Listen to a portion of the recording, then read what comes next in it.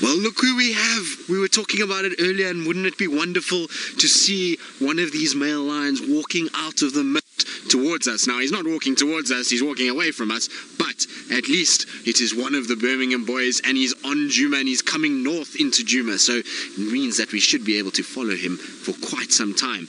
Now, interestingly enough, this is the first time that I've seen tracks or even sort of seen any sign of the lions on this particular area. We're right on Ledwood Road, so we're on the eastern side of Twin Dams, and normally they go towards Twin Dams and head that way. So interesting that he's walking on this side, and I don't know who it is yet because all I've seen is tail and his backside, and so I'm going to try and find a way to get around him at some point that we can actually identify who exactly this is. I know it's just one of the Birmingham boys, but I have no idea which one.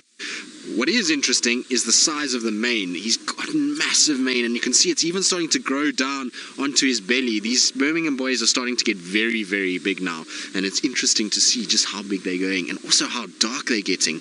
Who are you, boy? You're like the mystery lion at this stage because we can't see your face and you don't want to turn around for us.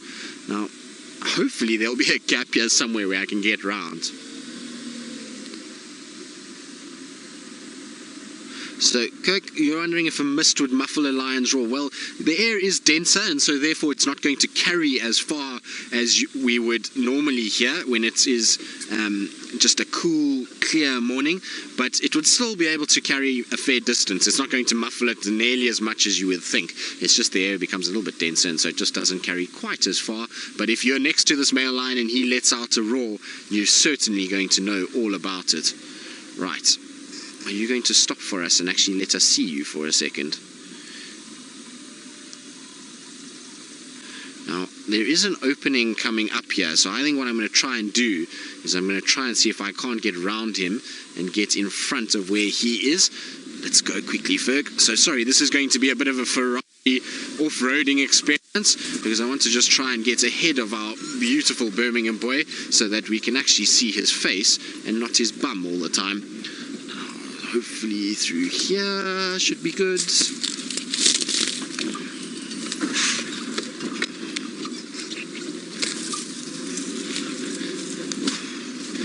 He's making it difficult because he's striding about. Careful, Ferg, this is going to be a bit tight in here. But hopefully if we can just punch through here, then I should be ahead of him, and then I can get around. There we go. Right, now, interestingly, there's a kudu in front of us, and a Birmingham boy is walking straight down the road, so I wonder if this kudu is going to see him. I'm sure it is, because he's just striding. There we go. Now, it looks like either Nhenha or Nsuku, one of the two of them. I can't see nicely. Hold on, Ferg, I'm just going to try and get into a position where I can reverse with him. Now, he's spotted the kudu, so he's going off the road. You see, he's now going into the thicket a little bit, but there we go. I can't see exactly if it's Nhenha or Nsuku because I can't see the equal sign over the nose if it would be Nhenha, so it might be Nsuku. Difficult to say, but he's definitely cut into the bush now, and the kudu is right behind us here, and I wonder if he's not seen this kudu. Let's have a look. Oh no, don't go that way. You're going the wrong way now. Okay, let's try and keep up with him because otherwise we're going to lose him in this thicket. Has the kudu stayed there? Yes, the kudu stayed there. It looks like the kudu might have seen them. I haven't heard an alarm call yet, but the kudu probably will start barking shortly. There you can see the kudu is watching very intently. It's seen some sort of movement. Oh, kudu's just running. The lion's that close that the kudu's not going to even bark. It's just going to try and get out of there. Now our male lion is just sitting and actually watching. I can just see his legs through the thickets. Let's go try and see if we can't catch up with him quickly, Ferg.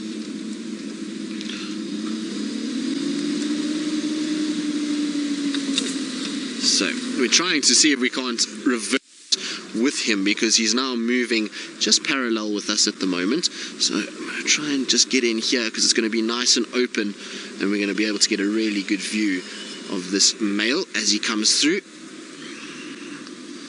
Now, hopefully he decides not to take this route and continues back on the road, because if he goes through where he is now, we're not going to be able to stay with him. It's incredibly thick inside here, and it's not going to be easy at all. Here he is. He's going to just come out, right out into the open. And isn't that a magnificent sight in that mist? A big male lion, and he is looking amazing.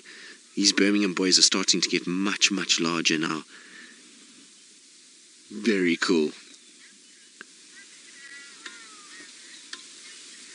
So, Oscar, you want to know how many male lions are there? Well, in terms of the world, I'm not very sure how many male lions there would be. But here in the northern Sabi Sands, where we operate, we've got the 4 Birmingham males that we see, and there used to be 2 Matimbas. We haven't seen them in a very long time, and they tend to sort of hang out now in the Manuleti. Listen. It's a kudu that's barking. It sounds like a dog, doesn't it?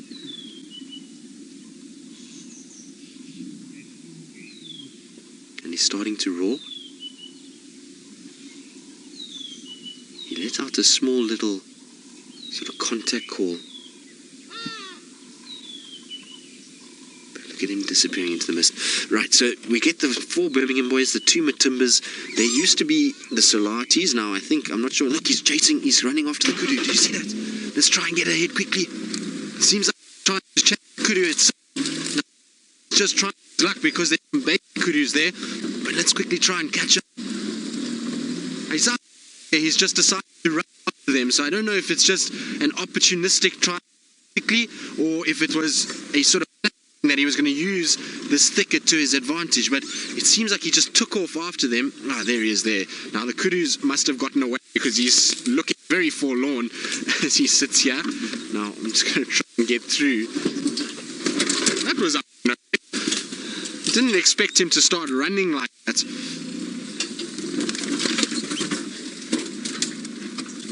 Where has he gone? Has he gone down? Oh no. This is not ideal where he's going.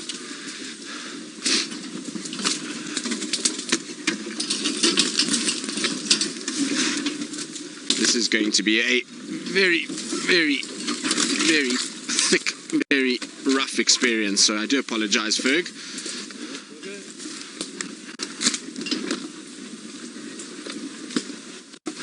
Right, now we're going to try and negotiate this horrible thicket. And while we do that, let's get across to Byron and see how he's doing with Tingana. We are here to negotiate a horrible little set, and I thought we managed to find him. And we're going to play a bit of leapfrog now because we're going to allow some of the other guys to get a look in as he kind of strides away. But I'm not sure if we have positive ID yet. Maybe some of you have ID'd it, and I think it's in Suku, but I'm not 100% sure. Like I say, maybe not really long enough to actually recognize exactly who he is. So I believe, so it's definitely not Mfumo and it's definitely not Tinyo. I can tell you guys that. I know that for sure. And a lot of you are saying that that's the same thing. So exactly, it's not him at all. It must be Nsuku or Nhenha, but it looks like Nsuku to me. I can't see that equal sign on the nose that it distinguishes Nhenha from Nsuku, so I think that it must be him. But or whoever it is, he's on a serious mission to get somewhere. And he hasn't vocalized really. He made a small little sort of contact call when the kudu barked at him. But other than that, he seems to be just really striding. And I don't know where he's off to because we didn't hear any lions calling last night at all. Well, I certainly didn't. I didn't hear any this morning calling north of us. But for some reason, he's decided he's going to try and go somewhere. And isn't it interesting with the Birminghams? You can see why sometimes it's tough to find them because they go through thickets like this. We've just crossed straight over a road and now we're just heading straight through the bush, and so tracking them can sometimes be quite tough. To try and see if we can't get sort of a visual of his face at some point here, because he seems to be as though he doesn't want us to see his face at all this morning. And while he does have a nice backside, seeing his face would be a much better experience, I would imagine.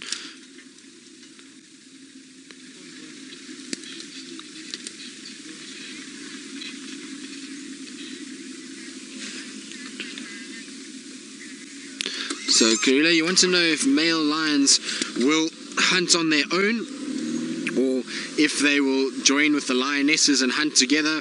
Well, a bit of everything. So they will hunt by themselves sometimes. I've seen male lions killing impalas by themselves a few times. So they do hunt by themselves. They will also hunt together as a coalition. So when the Birminghams, all 4 of them are together and they sort of form this big grouping, then they'll go after things like buffalo. And I've actually seen the Birminghams when there was 5 of them, when the one was still alive and unfortunately passed away. The 5 of them managed to bring 7 buffalo down in one night. So they can hunt incredibly well, and they are able to do it very, very well indeed. Sometimes you'll find that they do help the females. We know that we've seen the Birminghams helping the Nkuhumas at times, particularly with the large animals like buffalo. Their sort of weight and their size and power really does make for a sort of big help, particularly when they are hunting the large animals. So you will find that they do even hunt with the females too. Now, isn't this the most beautiful picture? Male lion in the mist. You can't ask for anything better than that. That is pretty much what anyone would dream of in terms of a sort of epic sighting, is lions in the mist itself. So Nikki, you say look at that mane, and I know, look how big their manes have gotten. It's so crazy to think in sort of 2 years ago when they were starting to be seen, they had these small little sort of puffy manes around their edge and a little mohawks, and now they're getting these big sort of black dark manes. It really is so cool to see how they've developed and how big they're actually starting to get. Now I'm just trying to see where I'm going to go from here, because it's very, very dense and very, very thick. But I think I've found a little pathway through here. Ferg, does this look nice? It does, doesn't it? Right, careful your head there, Ferg. We don't want to hurt your head. Like I say, being a cameraman in this area, you need almost to get danger pay, because sometimes we go over or through some horrible thickets, and while these little Land Rovers are great for it, sometimes not so great for Ferg on the back. This is not too bad so far. Hopefully we're going to just come out on the other side. What you often get with quarries is you get a quarry thicket, and you kind of have to get through the thicket itself, and then once you're through the thicket, it then opens up again. So it looks like it's pretty open just through this gap, and hopefully we'll be able to keep up with our male lion, because he seems like he's not going to stop for much this morning. There we go, you can see he's already through there.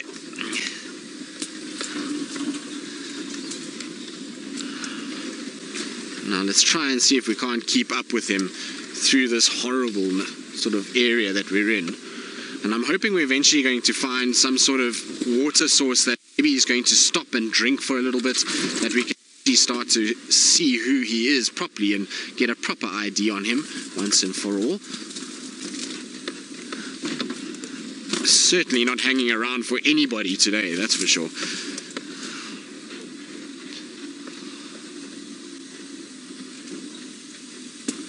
So there we go. Look at that. Isn't that spectacular? Mist and a male lion.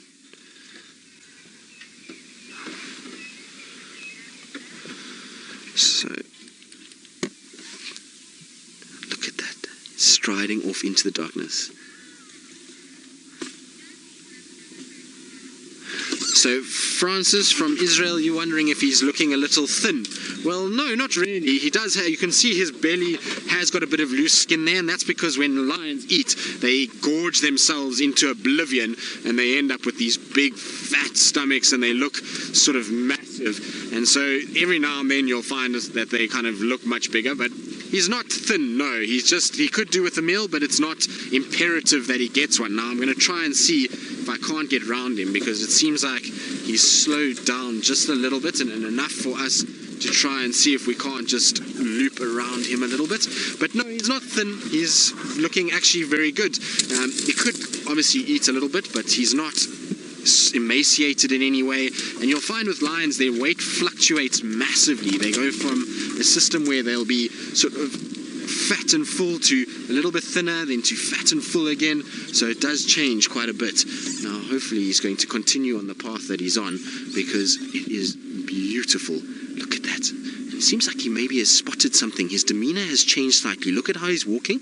You see he's being a lot more careful with his paws. You see how he's putting his paw one in front of the other and just going very slowly now. He's not walking quite as fast as what he was. And I wonder if he hasn't spotted something up ahead. Hopefully he has, and we're going to go into a bit of a stalk mode. Now I know it's difficult to see him through the thickets, and the area that we're in is very dense and very bushy, and it makes life a little bit harder in terms of being able to follow him. But I'm going to just try and get forward a little bit so we can get a better line. I was hoping he was going to carry on this pathway that we're on, but he's decided to almost just stop there. So there we go, Ferg, you've got a window that we can look through at this stage. But there he is, there you see he's stopped now and he's listening. And wouldn't it be amazing if we saw the dark forms of some buffalo coming through? So Riti, wondering why he's all alone. Well, the Birmingham males spend a lot of time on their own because of the fact that they've got a big territory to cover and multiple different females. So whereas in some areas you'll find that there's a small coalition, maybe 2 males, they'll probably spend a lot more time together and try and stay with a certain pride that they're with.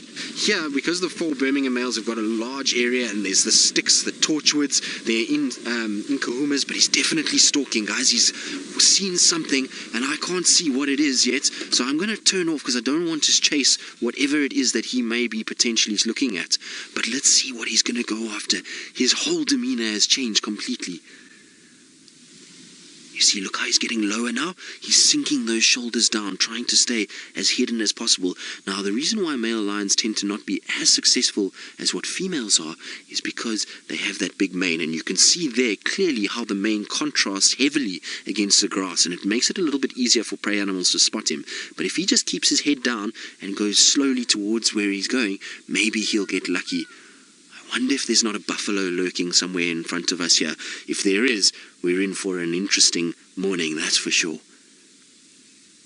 I can't see anything. It's just too thick from where he is. I can't sort of make out what he's actually watching at this stage. It amazes me that their senses are as good as they are. You know, we were following him, and he was able to smell and hear rather than see something that's close by. We have no idea what it is, even though there's 3 vehicles here. Not one of us knows what he's stalking, but he has definitely seen something, and just goes to show that their sort of perception and their awareness of their environment is that much better.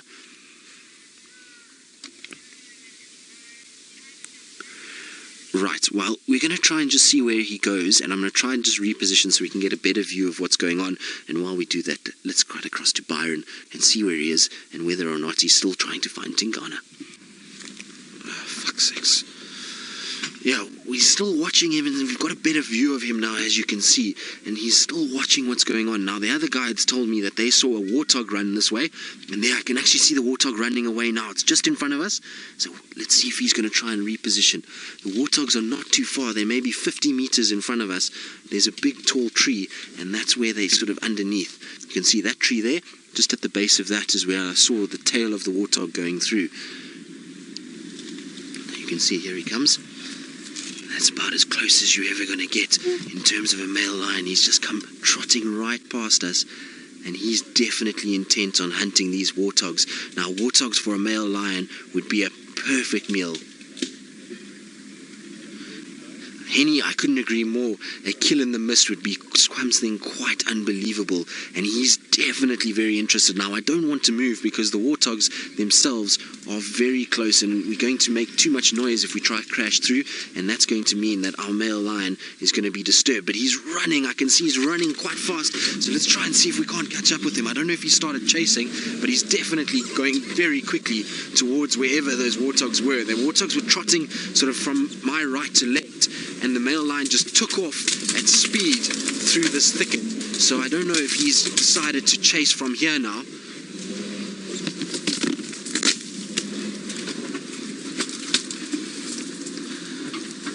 But isn't this exciting?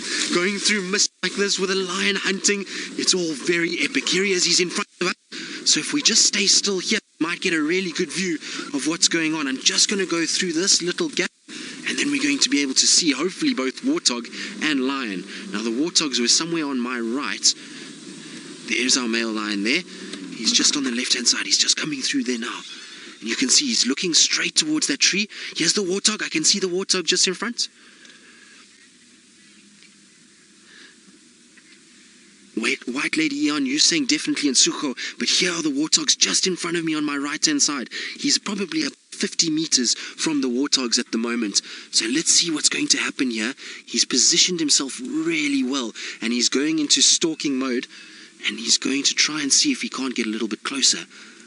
Now, with male lions, unlike something like a cheetah, he's not going to be able to run as fast, and so his distance from him to the warthog has got to be that much closer, and he's going to try and stalk as close as possible and use thickets like what you see now where he's behind to try and then get closer towards these warthogs that are just in this area.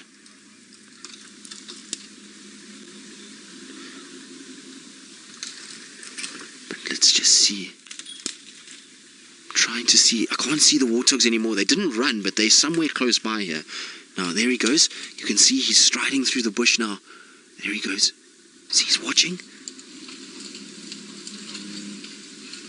Isn't this amazing?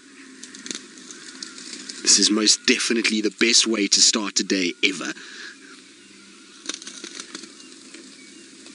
This is so cool. Now, I'm a bit hesitant to go to my right because I don't want to push those warthogs at all. So I'm going to just let it play out a little bit and just see where he goes from here. As long as we can still kind of see his nose. Has he gone further, Ferg? Let's just try and creep a little bit forward. As long as I can, if I can see the warthogs, then I'll be able to know where they are and not disturb them. You got him? Okay, he's just in front here. Is he running again? So Ferg is like my eyes when I'm trying to look for the warthogs. He's keeping an eye on the male lion, and that's helping us to be able to at least stay in contact with all of these animals. I don't know where these warthogs have gone. I think warthogs know something is up. Obviously, with the vehicles being around, they probably think there must be something going on. But I don't think they can actually see the male lion itself, because if they did, they would definitely run. So, Riti, you want to know how many days a lion can go hungry for? Well, lions can probably last without a meal if they've had a really good meal, and then they sort of go through without a meal, probably about 2 weeks at the most. That by then will be absolutely emaciated, but generally we find our lions hunting almost every 3 days. It's normally kind of what they do. Now, I can see him just in front of us, still running, so I'm just going to try and... You can hear our alarm calling there. He's running. I'm going to try and catch up with him. He's definitely chasing those warthogs. He went full speed. I saw him launching into this area. As soon as the Franklins started to alarm call, he then started to really run a lot faster, and he went into this thicket. Now, I don't know if I'm going to be able to get through here.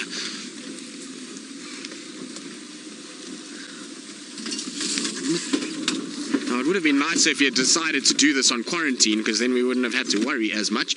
But here is incredibly difficult to follow him. I'm struggling to actually get around and get through to where he went to, but he darted into this thicket at full speed. Right, I'm going to try and see if I can't relocate him. So while I do that, let's go across to Bye and see where he is and what he's up to. Well, no, the male lion has run and we can't find him. He's gone into this horrible thicket and it's become really, really difficult to see where he is.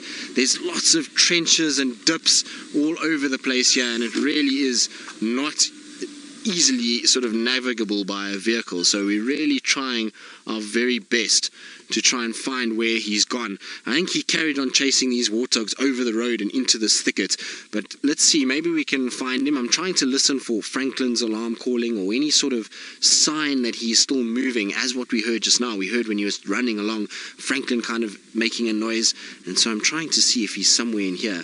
I'm pretty sure he's going to pop out at some point. The way that he was walking this morning is not sort of going to slow down at any time, and if he misses the warthogs, I'm pretty sure he's going to carry on. So we'll just try and see if I can't go a little bit slow up the road and just check around here very carefully. It's difficult to see even tracks here though. It's a very hard section that we're on, and it's not that easy to be able to find tracks at all. Now, I do apologize if anybody heard any expletives earlier. We were trying to get through a thicket, and so I do apologize if you did. I'm sorry about that. To negotiate with the vehicle at all, and he was walking, well, running through this way, sort of going in a more northwesterly direction, and so I'm just trying to see if maybe he's not just standing somewhere here where we can see him. The problem is as we saw just now, was that he was moving so fast that the longer we don't find him, the harder it's going to be to actually get sort of into the area that he was. So he kind of came down from that area through like this, and so I'm thinking that he must have crossed into this thicket, and that's why we can't find him anymore. And it's not going to be easy to negotiate anywhere in this area. I might try and see if I can't just go in here and go around this sort of thicket and see. So Oscar, you're wondering how big a lion's territory is. Well, it depends really on the density of other lions. So when you've got a lot of lions in one area, then you're going to find that the territories are going to be smaller because there's going to be a lot more competition. Now I can hear a few francolins in front. They're not really alarm calling, but let's just go and see. They're making quite a bit of noise, so you never know. So it depends on the density. So the territory here in the Sabi Sands, we've got quite a high density of male lions, so their territories aren't as big as what you would see in other parts of the world. And so the territories here are roughly, I would say, about 10,000 hectares, which is about 20,000 acres. So somewhere in that sort of vicinity is how big their territories are here. If you go into other parts, into sort of desert areas like in Namibia, some of those areas don't have a high density of lions, and their territories can be up to 100,000 hectares or 200,000 acres. So it just depends on the area itself that you sort of been able to look. Right, now we're going to send you 2,500 kilometers, or miles should I say, all the way to Brent Leo Smith, and maybe he can tell us a little bit more about the lion territories up there, how big the males have that side.